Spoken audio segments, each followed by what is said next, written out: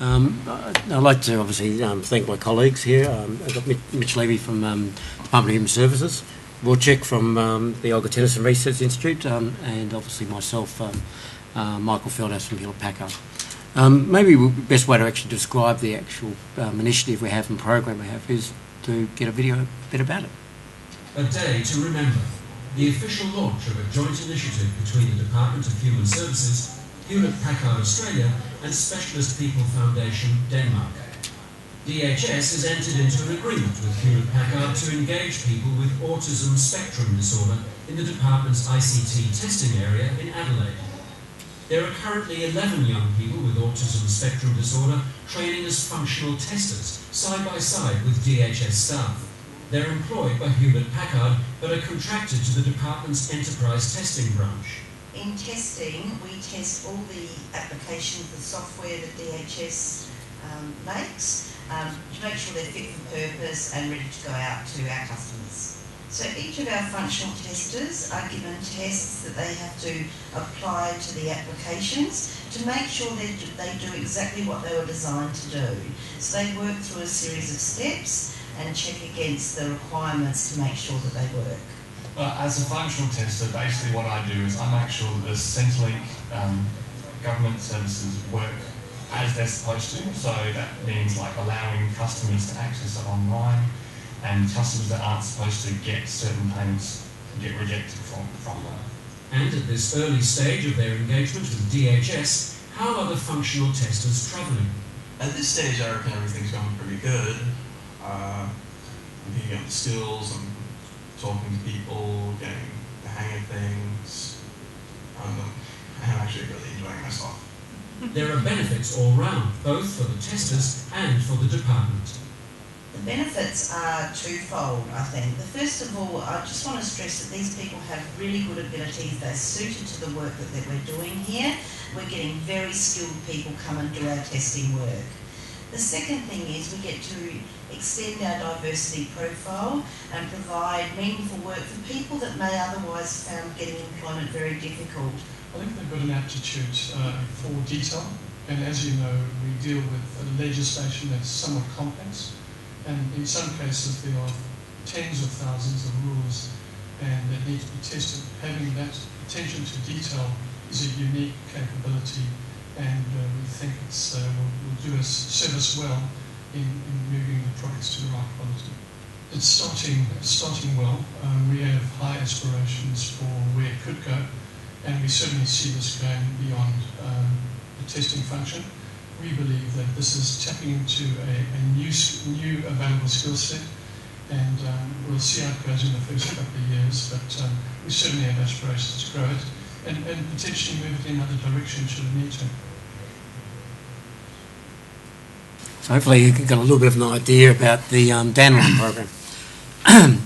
So the Danline program itself is a true partnership between really a commercial organisation such as HP, the Department of Human Services, and a non-profit organisation called Specialist People Foundation. And we've also added another cog to that wheel, being the Olga Tennison Research Institute, as we're very keen to obviously get some evidence-based data through the program as well. We've been working probably on the project for now almost about 18 months. Mm-hmm. It took a fair bit of due diligence in the process to understand how you bring something from overseas and localise it. And both DHS and Hewlett-Packard had a strong intention to do this, as it's actually part of one of our key ethoses in around diversity. And we see this as it's not charity. We see this as really leveraging a key skill into our workforces. So if I can click to the next slide, thank you. So as I mentioned, it really is a partnership. I mean, we are bringing the best of three organisations together to implement this program. We are, obviously very excited to actually do this program in Australia. Obviously it's been some of this initiative actually has been done overseas, but we're obviously very excited to bring it to our own shores. The program focuses on people's strengths, not their weaknesses, and that's the key. As I said, what we're keen to do is leverage these strengths to deal with our own issues and complexities of our own environments, which we try and solve every day. We appointed 11 people in our training centres. It's our trainees into testing roles, and they started in February 2015. They're HP employees contracted to the Department of Human Services. I mean, we're very excited to have these people working for us, and over the last kind of only probably 3 to 6 months, they've grown as people as well. We've seen their skills grow, and also how they actually interact with the neotypical people in our environment, and they've enjoyed that experience as well. So maybe I'll just hand over to Mitch. He'll talk through a little bit about our learnings through the program, and then I think we've got Wojciech talking through a little bit about the research. Yep. Good afternoon, everyone. Around summer, with every program, as you'll be aware, there will be learnings, and I think just recently Michael and I presented to the United Nations at World Autism Awareness Day, and it was a call to action to look at how do we continue to place people, and Torkel Son, who is the founder of Specialist People, has an ambition to place 1 million people adults into employment, so throughout the world. So it's a big challenge, but the United Nations is on board, and there was a call to action earlier this year. Some of our learnings are around commitment and investment, and as both organisations can attest, it's not only a commitment from a financial perspective, it's going to be from a non-financial, which is being at the executive level. So right to our secretary through my CIO, and from a HP point of view, right to the managing director as well as the CEO worldwide are supporting this. And I think without that level of support, it wouldn't have happened. But also in saying that, it doesn't happen unless you've got people that are passionate that want to do this. And when you have to be really resilient, because you get knocked down a couple of times, and you have to be wanting to get up and make it successful. So as Michael touched on, we both have diversity profiles as organisations, and we're really keen to make sure that, and we're not just ticking boxes here to make sure that we meet targets. We've got a genuine need to do this because we think it's the right thing to do, not because of any numbers or any KPIs that we need to meet. One of the key learnings that we always found out when we appointed Specialist People as being our partner, and the reason why we used Specialist People is because Michael identified through Harvard there was an article that Robert Austin wrote, which then triggered us to have a conversation around Specialist People and what they did. So then we started to look at that and say, well, can we do this? And we said, well, let's give it a go. So that's where it all instigated from, I guess.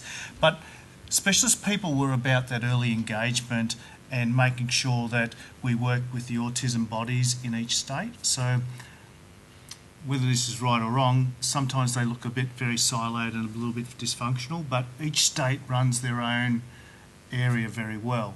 And what we did with Adelaide was work really closely with Autism SA to make sure that we can get our requirement out into the market and then be able to draw that back in to get the right candidates. Specialist People were also critical there because Specialist People have the assessment model that allows us to assess whether or not the candidates we've selected are the right candidates to come into the roles that we want them to apply themselves in. So this was specifically around system testers, and that was really important to us that we went through that 4-week assessment process that allowed us to select the right people. So I think we started with about 45 and we got that down to 12. Eventually 11 were accepted roles. The 12th one decided he wanted to be a forklift driver. So yeah, but that's good. What we did was a large program around staff education. With that we ran awareness sessions, and I think from memory we had about a 97% participation rate from our staff in Adelaide to want to be aware of this. So our staff are really on board with this and really supportive.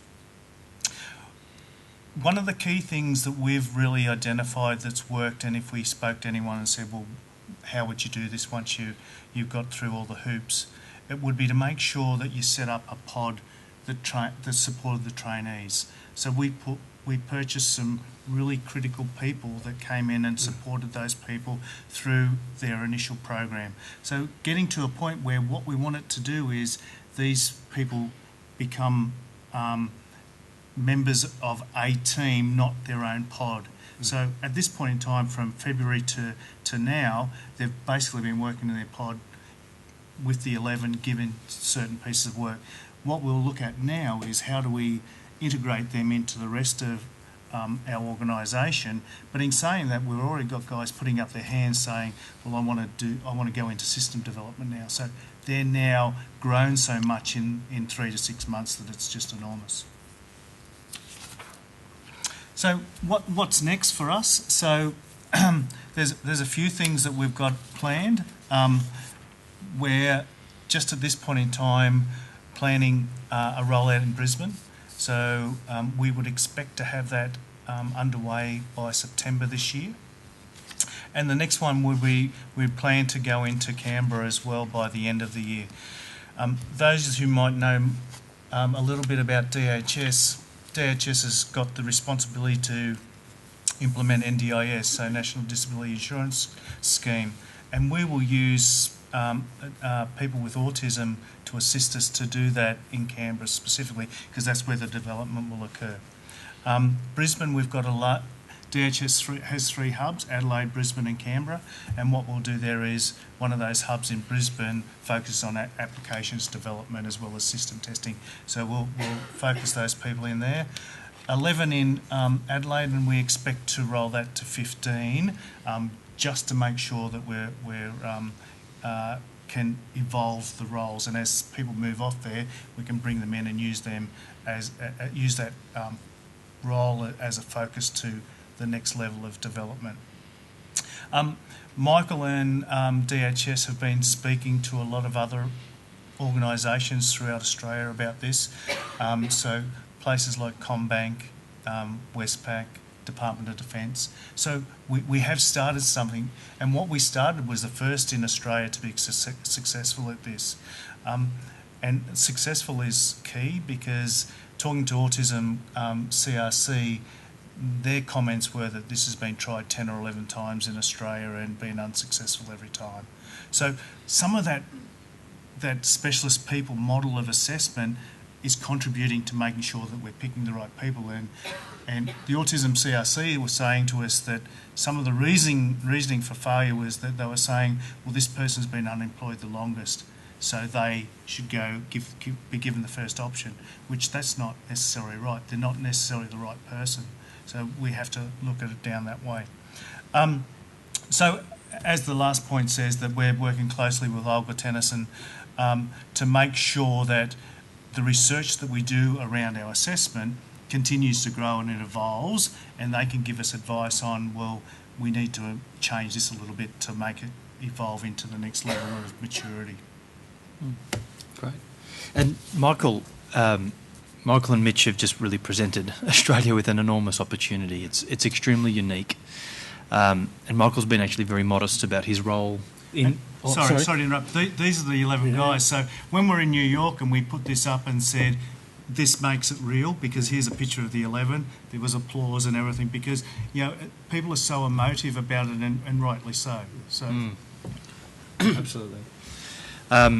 Maybe before we go on to the research, Michael, perhaps talk a little bit about the ducks you had to get in a row at HP to get this over the line, because it's not just one day that you turn up and have this idea. You had to do quite a bit of work there. Yeah, thanks.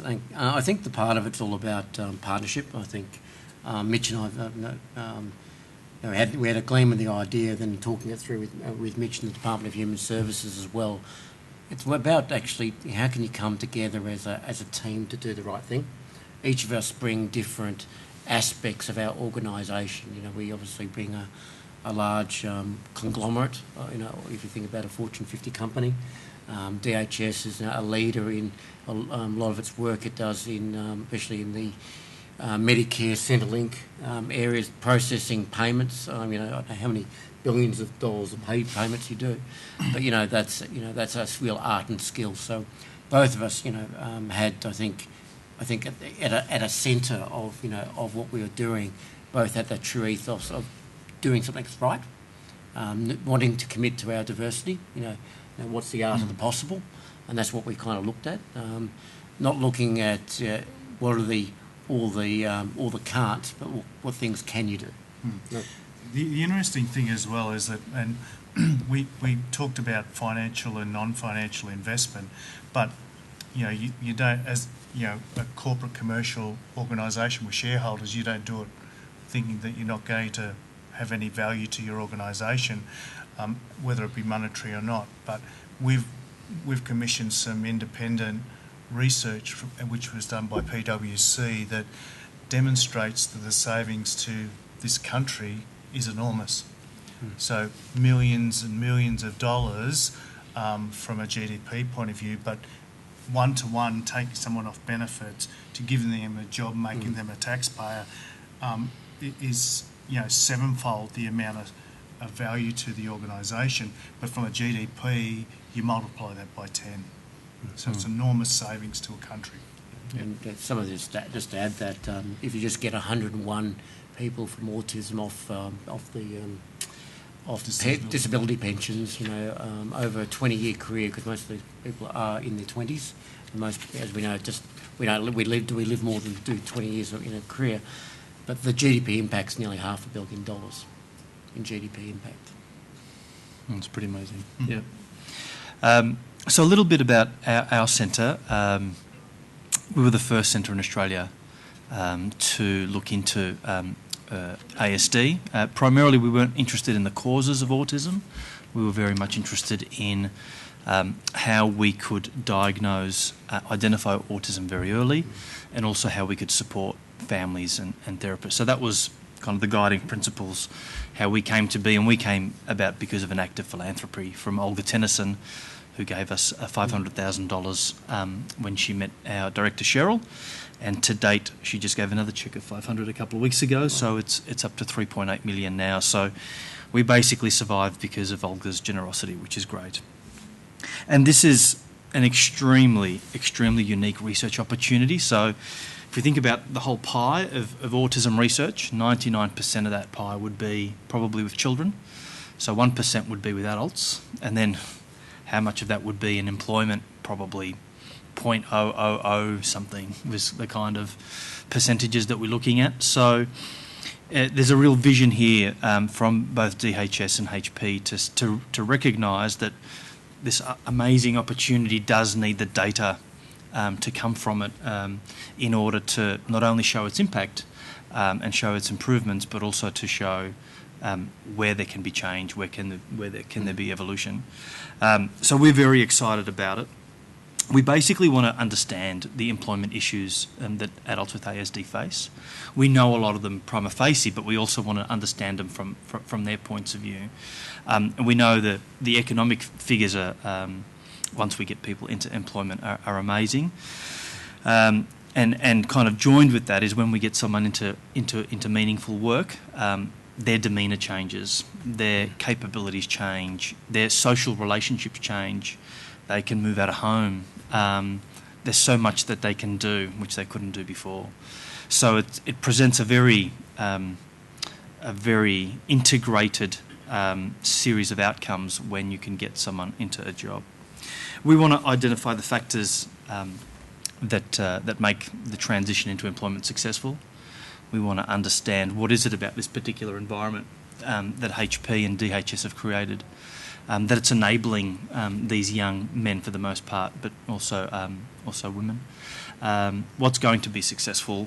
Is it the conditions? Is it the level of support that they have? Is it the match between their skill set and the job that they have? So there's quite a lot for us to unearth, to find out, and to present really. And the impact of the transition is, as I said before, very significant on the individual, the family, on the organisation and society. And so we're just very excited about how that's going to unfold, especially with the growth of this program. If Michael is very successful at convincing others like DHS, if he can convince the Department of Defence, if he can convince the Combanks and the Westpacs of this world, this program is really going to grow. So it's all up to you, Michael. I think the part of it is, I keep saying it's a partnership. It's just not us as being, HP. It's actually DHS and the federal government being also a beacon of what's possible. And I think that's a part of it. And obviously, Olga Tennison research is also a part of it through education means and publishing journals and articles. Yep. So my view is it's about how do you actually get all the cogs to work. And I think at Levy, if it was just one person, I think like a lot of these things, they probably would fail. Yeah, that's right. No, you're right. And one of the opportunities that we have by being so early in the piece with the research is that we will be collecting data both on the people who do get the work, but also those who unfortunately don't get the work. So we'll be able to follow those two cohorts. So typically for science to be rigorous and for it to be published in high impact journals, which is really important to us, we need to have a control data as well. So by being in on the ground floor and being in early as we are, we're extremely well positioned to make the most of this very, very valuable, unique data. That's really it from my end as well. One thing I wanted to actually point out is Catherine Masters is our ASD manager. She looks after the Dandelion team in Adelaide. So if you want to have a chat with her, around the thing, have a chat to Catherine. Sorry. And I think and Catherine will be able to attest to this. It's over the last probably 2 months, the amount of feedback we've got from various people within the organisation about how these trainees have improved, but the value that they're now adding, rather than this is just not a free ride here, but they're adding value to the work that DHS does. So that is significant when you're getting people that will and can go to the next level. Michael, I saw an email from you last night where one of the trainees is apparently his performance in software testing is completely off the charts. Yeah. which is great. It's always good. I think the part of it for me is seeing them both grow in a work environment and also in a social environment as well. Things I thought and I've read about of maybe myths, and maybe that's due to my limited experience. They now go out to lunch together once a week. They actually go to socialise once a month. There's nothing, we don't organise it. They do it all. They're all now having plans about how to get out of home. It's great. And, there's a couple of interesting things. Two things that I'd like to bring up, which makes it real, I guess, is that when we first did the launch in February, I was talking to one of the mothers and I just said, have you noticed a difference? And it was only 3 weeks. Have you noticed a difference in your son? She said, well, he complains a lot. And she said he's always done that. She said, but now he complains about the right things, about ironing his shirt and system testing failing. So, that's a really good thing. Catherine can add to this if she likes. But what we've seen is right from the beginning, with DHS and Adelaide, we have all our staff in a single campus. So it's a single building as well, but multiple floors, and we've got about 500 people in that area. But as we started to talk about autism, what we found out, there was more.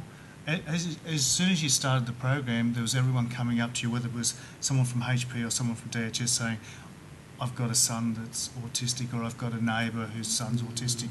So it sort of just grew, and then when we started to run the awareness sessions and people started to understand, it was more about, we want to be part of this. And it wasn't us pushing them down the path, and we didn't say it's mandatory to go to this awareness session. It's sort of, people had a sense that it was the right thing to do and they wanted to be involved. And I think Catherine can attest that the support they get from their own now peers within DHS is pretty significant. The interesting thing is as well is that when I tried to get them to take that photo, some of them didn't want to be in, and when they knew they were going to be up front in the United Nations, they all wanted to be part of it. But outside of that, we've now got people that are doing things differently, like, and the way that they interact and the way that they want to work with the people within DHS is, just significant. So you've probably seen a number of things on TV and heard on radio. So our guys now are putting their hands up, and we rotate it. They're putting their hands up to be on TV or be interviewed. But before, you wouldn't have been able to drag them kicking or screaming to get there. And it was when we first did the launch, one of the guys was really offended because there was a photo of him and his mother, and he was a bit offended because it made him look like he wasn't self-sufficient and he was a bit of a baby or a mummy's boy. So now they're separate and it's just about them. But part of our program was make sure the parents were on board. If we don't get the parents on board and get them to understand that you're just not going to get a job here, you have to get through the assessment, and if you fail, well, we'll give you the right advice and the right feedback, but you know that there's no guarantee here. But the parents had to understand that. Well, I mean, that'll be very telling. It'll tell us, I guess, what that pathway begins to look like. So it'll tell us how many people who don't get a job at this juncture, how long it will take to get another one, how will they be feeling along that journey. Hopefully we can follow them. Well, hopefully they all get work quickly. But I guess the thing that we want to do with the research is to indicate where other supports may be required and what other structures are required in that journey for them. So, it's going to be a hard thing to do because we've got this one group who are most likely going to have brilliant outcomes, and then we're going to be following potentially another cohort that may not be having brilliant outcomes. So that's not a great thing, and hopefully that data will be able to tell us and point us in different directions to be able to introduce new things. And I guess maybe 10 years ago, that would have been a very difficult story because we would know that there's not much down the track. But with the NDIS coming and with, I guess, things being able to change now, I guess our opportunity now is to have that data telling us what do people need and how quickly we can shape the services around that. So it's, I guess, this window is kind of closing with the NDIS. So in terms of the start date and the rollout's coming soon. So we need to have some clear ideas about what we need to do for 2018. Yeah, and I think one thing we've looked through, just through the people that have come on board, you could see they've had multiple jobs. A lot of them in the fast food industry, and they're some of them are highly qualified. We're talking first class honours, and that's talent being left on the table just because they can't interact in an interview session. We all know first impressions, are critical, especially in those interview areas. And you think that these people are cycling through a fast food industry, that must be telling. And obviously, for their own, they've got first class or double degrees, and then they're unable to get any kind of meaningful work in any career choice. That must be pretty hard. The thing that I'm most worried about is that if Michael and I decide to go on to another role and do something else, then that this falls in a heap. What we need it to do, and what Michael and I have spoken about for the last 9 or 10 months, is making sure that this evolves and it gets a life of its own. And we need to have recruitment agencies throughout Australia that want to pick up people and have them as part of a capability model as part of their recruitment strategy, so people can go and pick up these recruits or trainees just like buying in any other employee. So the research and the cost benefit is really important to help us to demonstrate to other people that this is a valuable service that you're going to get by employing these people. And I think just adding on that, I think why the research is important to actually provide those factors. What are the success factors that are required to bring people in with this type of disability, or what I call ability, and it's what things and what is the likely return. So obviously, if there's a cost to actually of onboarding assessment that an employer needs to look on, is there an equal benefit on retention? Is there a benefit in workplace engagement? What are the other factors that actually bring into it? So somebody from a macro level can start looking about, how do you invest in this kind of type of cohort? And as you would have seen from the presentation, our CEO is focused on these people having careers as well. So starting as functional testers is just the start from our perspective. We see them evolving into software development or software engineering, but into roles around cybersecurity. Part of my role has cybersecurity in it, so I'm just waiting for Canberra to come about so I can grab off some of these kids that go home every night and play. That's what they do. They'll go and dig and they'll play, and they become very nocturnal, I guess. And what we're trying to do is make sure that we can harness that and bring it and get them focused in the workplace. But as opportunities come up in other cities, if possible, do you plan to invite some of the 11 to become the spokespeople, role models and that sort of thing? Yeah, well, I've just been speaking to Michael last week about this. We would expect when we go into Brisbane, we will take a number of those guys to Brisbane to get them to speak to the new trainees to say that this can be done. We're an example that you can be successful. So, and I think them being as the pioneers of it will just encourage the others to come along. And as we were just talking before this, our recruitment strategy changes a little bit, because as you've got those 11 on, they're saying, well, I've got 4 friends and they're smarter than me. So, you can build that whole network, or that, that cadre of, people that are interested just by word of mouth in some senses.